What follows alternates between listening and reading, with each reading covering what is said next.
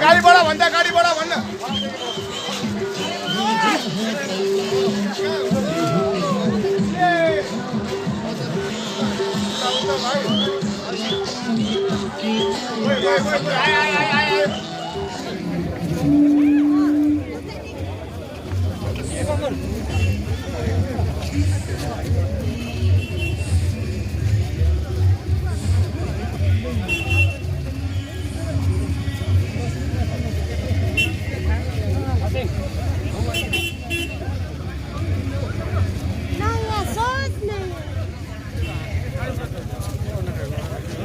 डंडी याद रहे भाई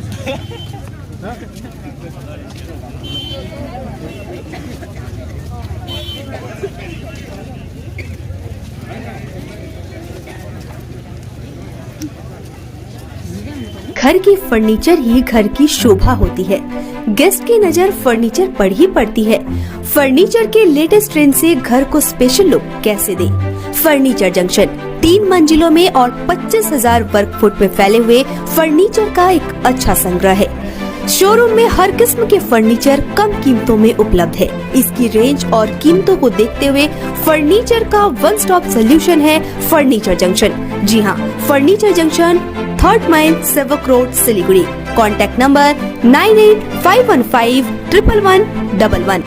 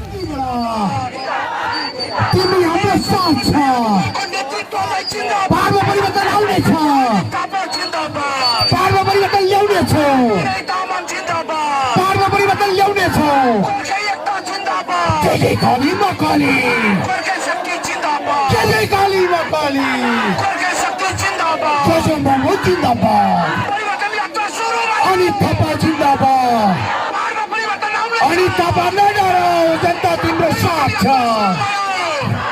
जनता तिम्रो साथ छ। परिवर्तन रैली सफल करो, परिवर्तन रैली सफल करो।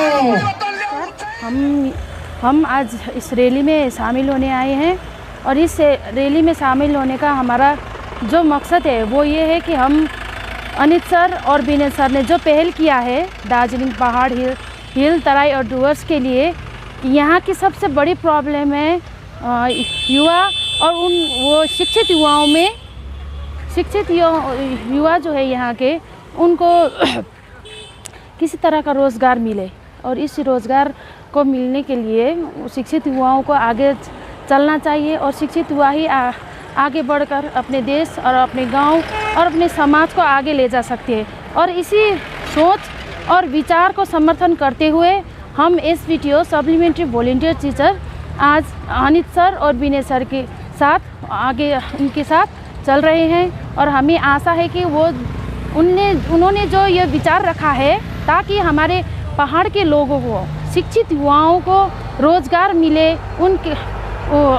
उन्होंने जो विचार रखा है उस विचार को समर्थन करते हुए हम उनके साथ खड़े हुए हैं। और आज की इस पदयात्रा में सोनादा रेलवे स्टेशन से लेकर दार्जिलिंग तक उनके साथ हम पदयात्रा कर रहे हैं। धन्यवाद। आपको क्या लगता है कि कल अनित थापा पहाड़ के लिए एक नया आशा लेके आगे आ सकता है? हाँ जी, हमें पूरी उन पर ये एक विश्वास है कि हमारे पहाड़ में सबसे बड़ी समस्या है बेरोज़गार।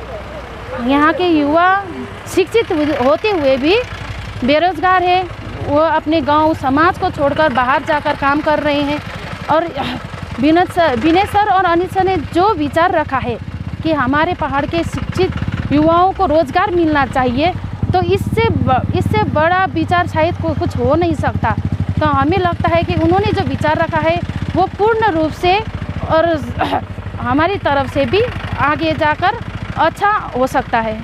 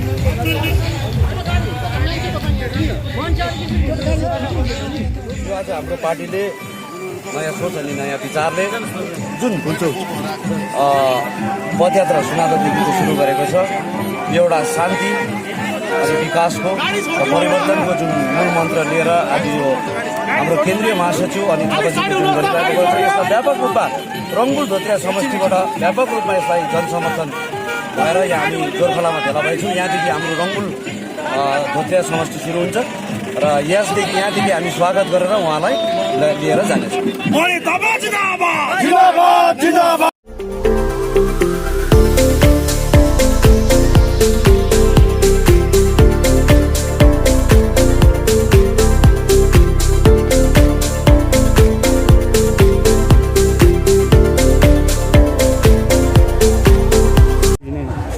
यो यात्रा परिवर्तनको यात्रा हो। आज जो हामीले 2017देखि सुरु गरेको यात्रा हो। यो कुशासनमाथि सुशासनको लागि परिवर्तन यात्रा हो। यो एकल काटे हैकमवाद नीतिको विरोधमा निक्लेको परिवर्तन यात्रा हो।